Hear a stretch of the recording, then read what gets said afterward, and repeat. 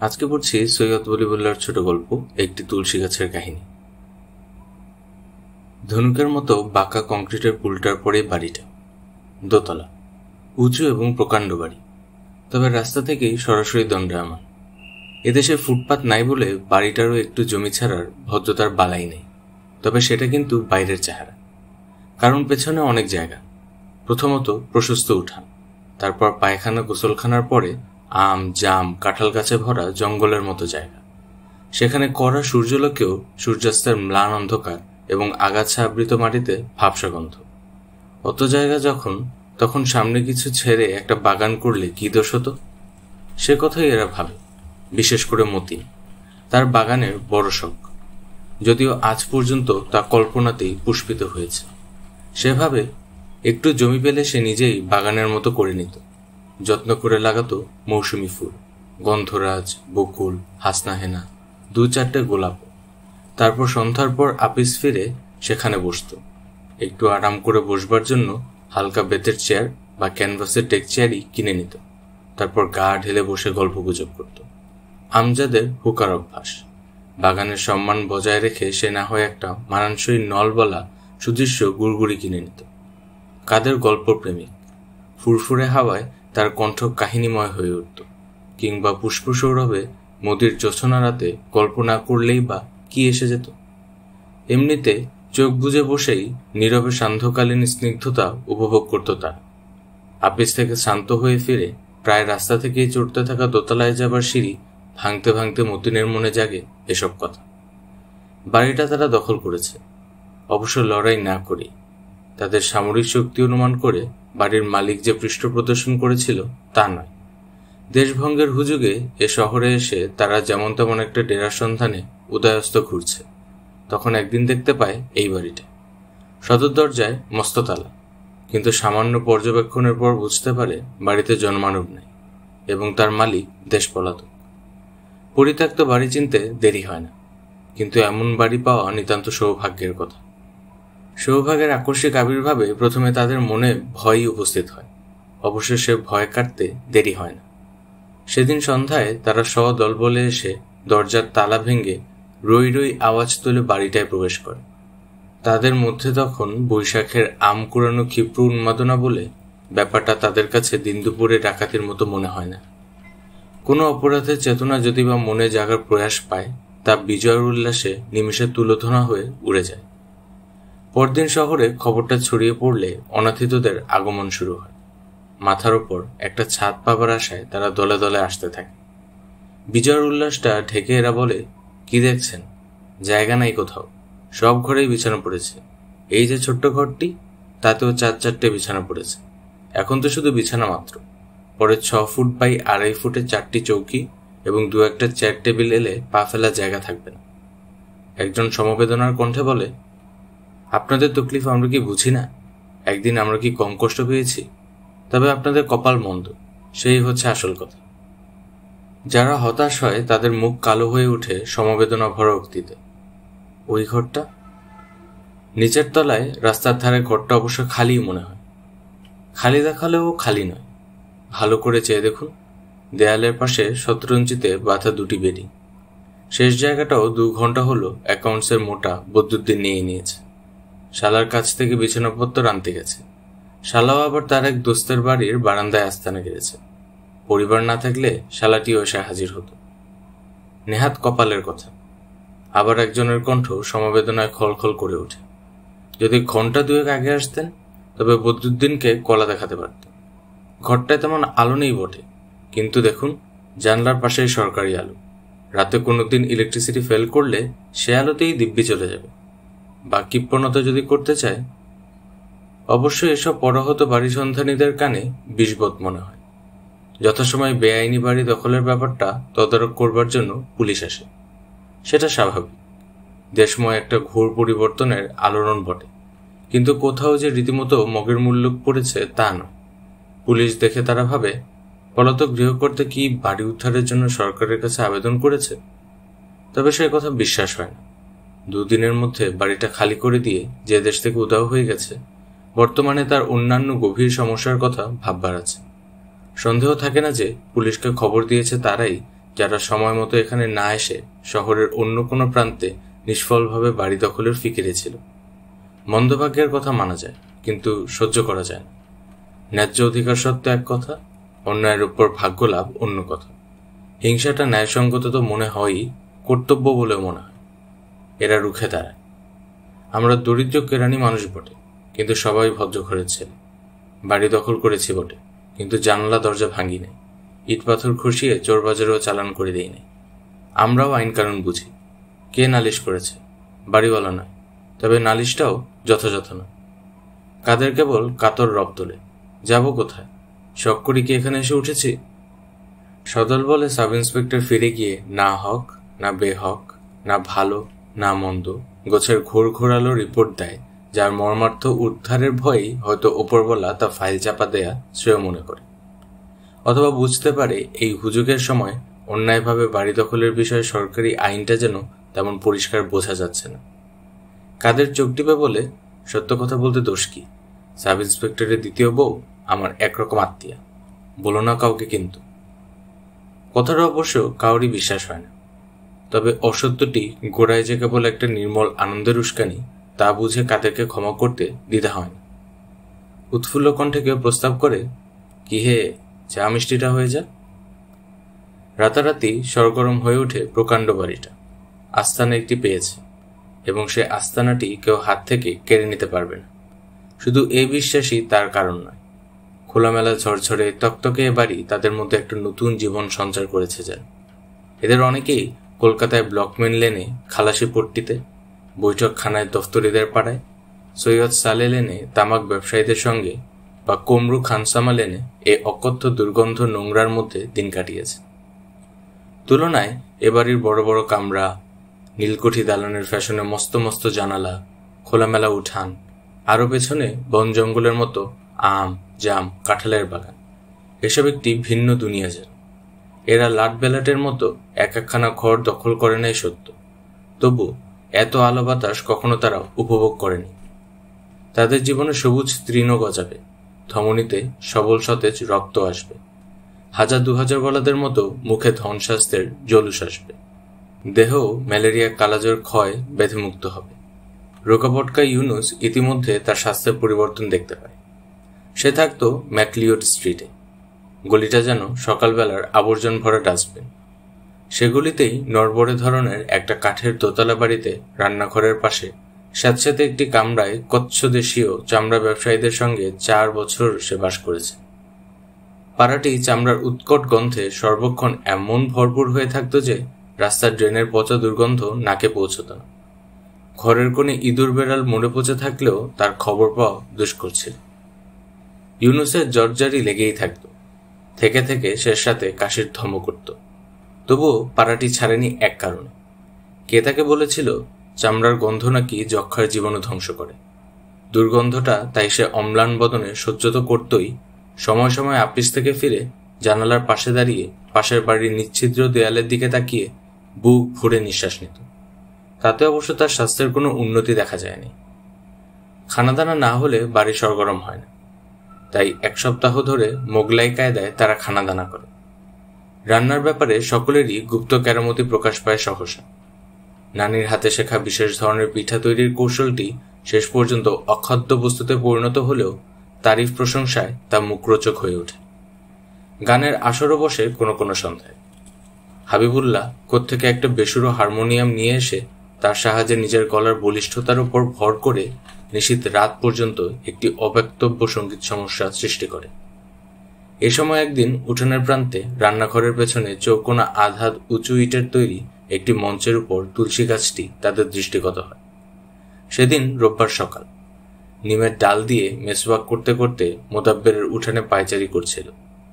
হঠাৎ সে তার স্বরে আর্তনাদ করে ওঠে। লোকটি এমনিতেই হুজুগে মানুষ। সামান্য কথাতেই প্রাণ শীতল করা রই রই আওয়াজ তোলার অভ্যাস তার। তবুও সে আওয়াজ উপেক্ষা করা সহজ নয়। শীঘ্রই কেউ কেউ ছুটে আসে উঠানে। কি ব্যাপার? চোখ খুলে দেখো। কি কি দেখব? সাপখোপ দেখবে আশা করেছিল বলে প্রথমে তুলসী গাছটা নজরে পড়ে না তাদের। দেখছো না, এমন বেকায়দা আসনাধীন তুলসী গাছটা দেখতে পাচ্ছ না? উপড়ে ফেলতে হবে ওটা। আমরা যখন এ বাড়িতে এসে উঠেছি তখন এখানে কোনো হিন্দুয়ানির চিহ্ন আর সহ্য করা হবে না। একটু হতাশ হয়ে তারা তুলসী গাছটির দিকে তাকায়। গাছটি কেমন যেন মরে আছে। গায়ে সবুজ রঙের পাতায় খয়েরি রং ধরেছে, নিচে আগাছাও গজিয়েছে, হয়তো বহুদিন তাতে পানি পড়েনি।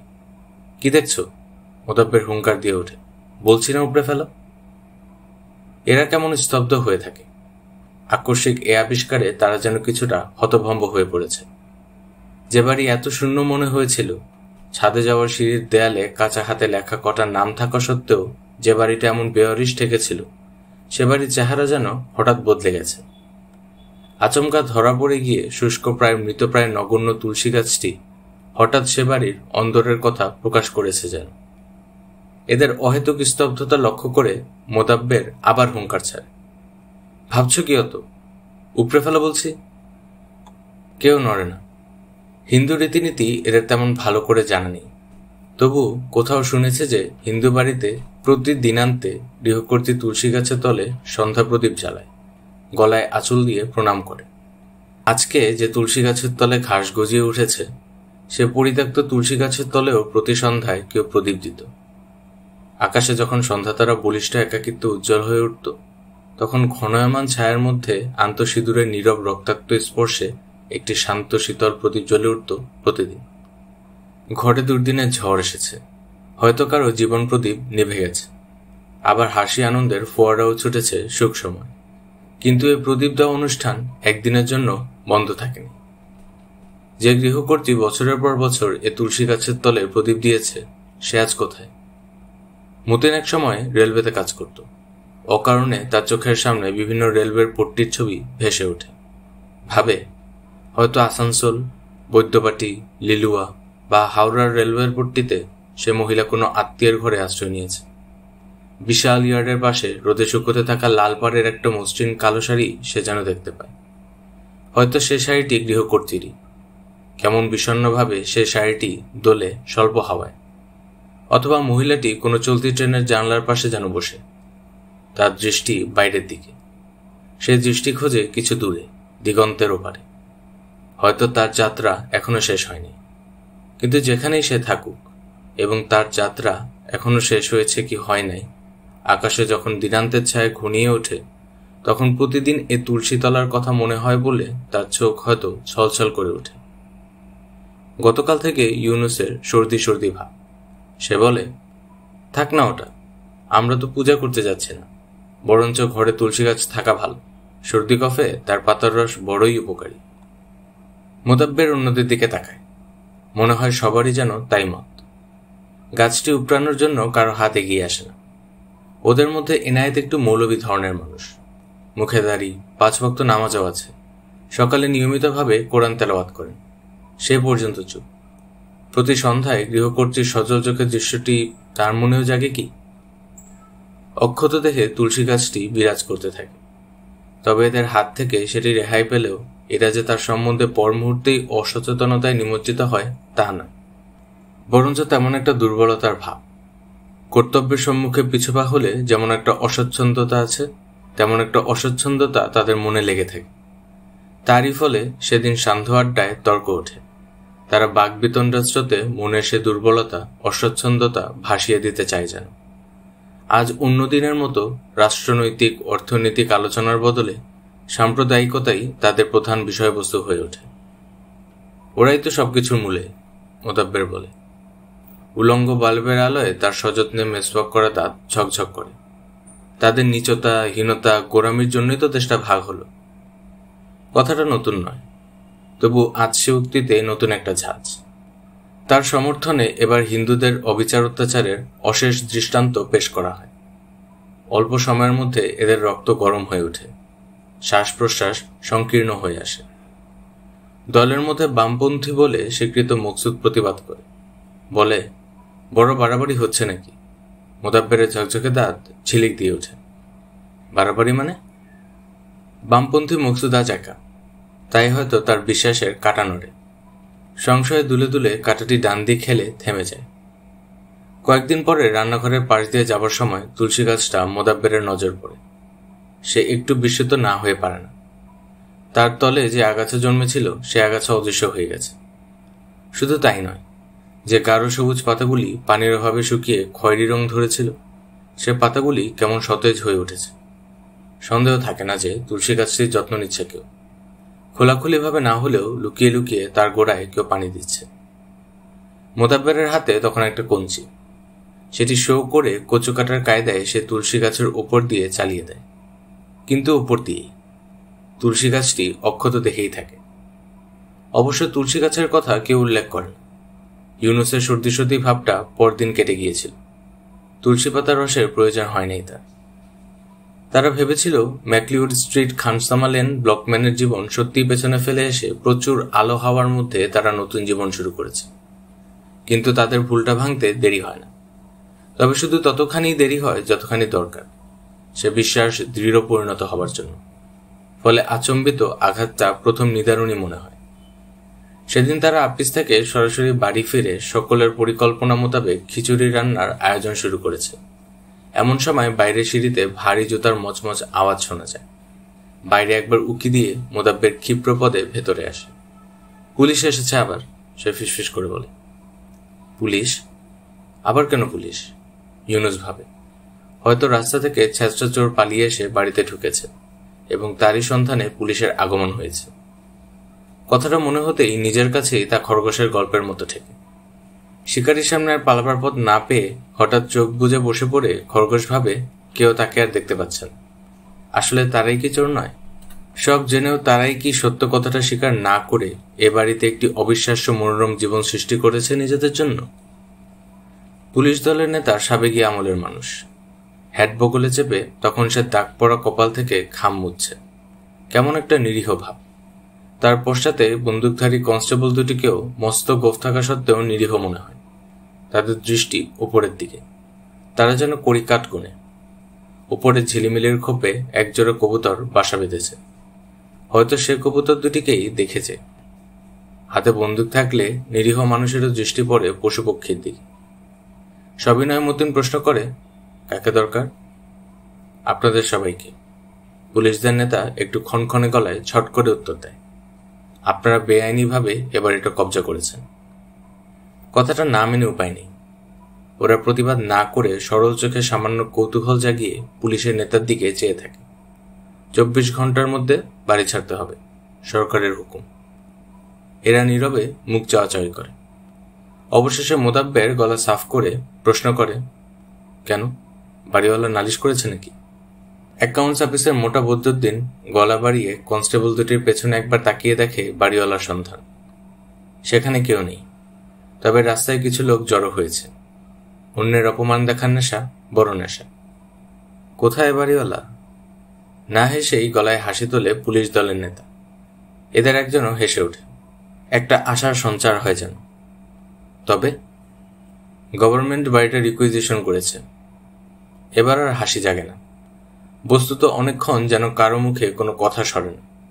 তারপর মকসুদ গলা বাড়ায়, আমরা কি গভর্নমেন্টের লোক নই? এবার কনস্টেবল দুটির দৃষ্টিও কবুতর কড়িকাঠ ছেড়ে মকসুদের প্রতি নিক্ষিপ্ত হয়। তাদের দৃষ্টিতে সামান্য বিস্ময়ের ভাব। মানুষের নির্বুদ্ধিতায় এখনো তারা চমকিত হয়। তারপর প্রকাণ্ড সে বাড়িতে অপর্যাপ্ত আলো বাতাস থাকলেও একটা গভীর ছায়া নেমে আসে। প্রথমে অবশ্য তাদের মাথায় খুন চড়ে। নানা রকম বিদ্রোহী ঘোষণা শোনা যায়। তারা যাবে না কোথাও, ঘরের খুঁটি ধরে পড়ে থাকবে, যাবে তো লাশ হয়ে যাবে। তবে মাথা শীতল হতে দেরি হয় না। তখন গভীর ছায়া নেমে আসে সর্বত্র। কোথায় যাবে তারা? পরদিন মোদাব্বের যখন এসে বলে তাদের মেয়াদ 24 ঘন্টা থেকে 7 দিন হয়েছে, তখন তারা একটা গভীর স্বস্তির নিঃশ্বাস ছাড়লেও সে ঘন ছায়াটা নিবিড় হয়েই থাকে। এবার মোদাব্বের পুলিশ সাব ইন্সপেক্টরের দ্বিতীয় স্ত্রীর সঙ্গে তার আত্মীয়তার কথা বলেন। তবুও না বলা কথাটা সবাই মেনে নেয়। তারপর 10ম দিনে তারা সদল বলে বাড়ি ত্যাগ করে চলে যায়। যেমনই ঝড়ের মতো এসেছিল তেমনই ঝড়ের মতোই উধাও হয়ে যায়। শূন্য বাড়িতে তাদের সাময়িক বসবাসের চিহ্নস্বরূপ এখানে সেখানে ছিটিয়ে ছড়িয়ে থাকে খবর কাগজের ছেঁড়া জুতোর গোড়ালি। উঠোনের শেষে তুলসী গাছটা আবার শুকিয়ে উঠেছে, তার পাতায় খয়েরি রং। সেদিন পুলিশ আসার পর থেকে কেউ তার গোড়ায় পানি দেয়নি। সেদিন থেকে গৃহকর্ত্রীর ছলছল চোখের কথাও কারো মনে পড়েনি। কেন পড়েনি সে কথা তুলসী গাছে জানবার কথা নয়, মানুষেরই জানবার কথা।